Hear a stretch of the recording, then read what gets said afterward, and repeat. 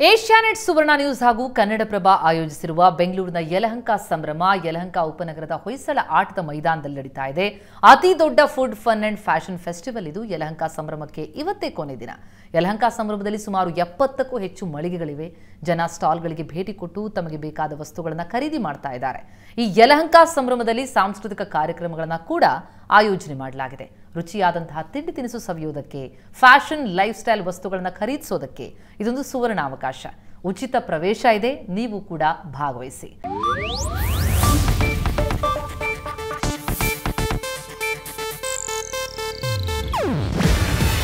ಇದು Asianet news network ಪ್ರಸ್ತುತಿ.